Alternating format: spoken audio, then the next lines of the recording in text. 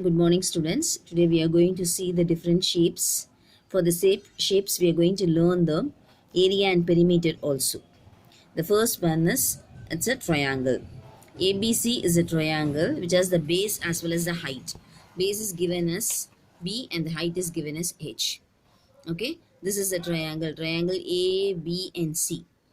The formula for the area of the triangle is half BH, whereas the perimeter is nothing but sum of all the three sides. Is it clear? So that means you're going to add all the three sides of the triangle to get the value. That is the perimeter of the triangle.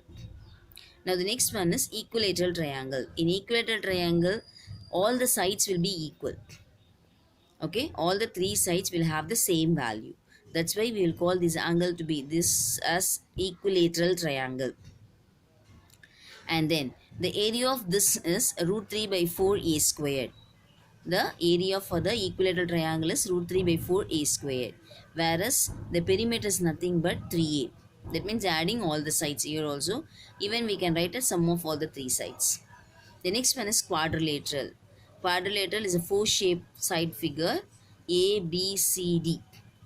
Okay. In this, we have the diagonal. AC is the diagonal and H1 and H2 are the height. H1 is the height and H2 is also the height. So the area for this is half into D into H1 plus H2. This is the area formula. Half into D into H1 plus H2. Sum of the height into the diagonal value. And here sum of all the four sides. It's a perimeter. Is it clear? So for the quadrilateral, we have the diagonal and as well as we have two heights H1 and H2, so that half into D into H1 plus H2, and that is the perimeter is nothing but sum of all the four sides. The next one is parallelogram. So in a parallelogram we can see that the opposite sides are parallel, this and this side.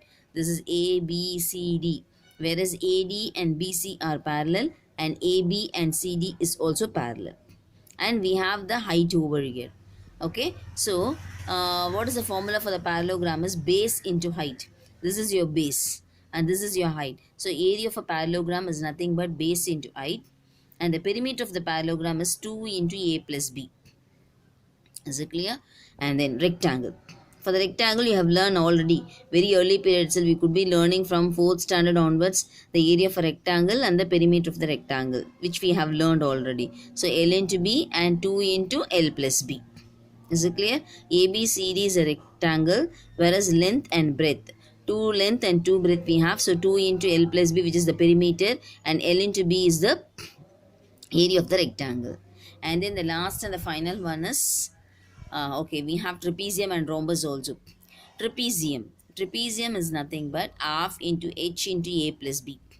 A and B are the sides.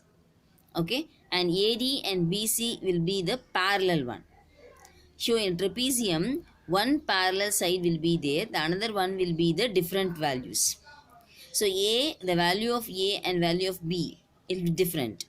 Okay, the two sides will be different and two sides will be the parallel one. So half into H into A plus B. H is nothing but the height. So the formula area of a trapezium is half into H into A plus B, whereas the perimeter is sum of all the four sides. So perimeter means we know already, always will be like adding all the four sides. So sum of all the four sides. This is the trapezium formula. And then rhombus. Rhombus is nothing but it is also like a square. Okay, and rhombus is also in the form of the kite shape. And here A, B, C, D is a rhombus. We have the diagonals, two diagonals we have. So half into D1 into D2. That is the area of a rhombus.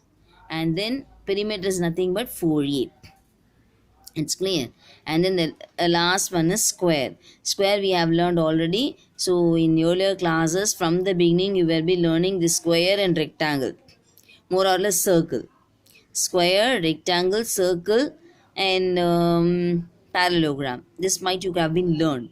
So in today's class we have learned trapezium and then equilateral triangle and then rhombus. These are the new shapes which we have learned today to know about the area and perimeter. So it's better that you can copy all these shapes, draw the shapes neatly with the help of the scale and pencil, and then write all the formulas and learn also. That will help you while doing the sums. Thank you.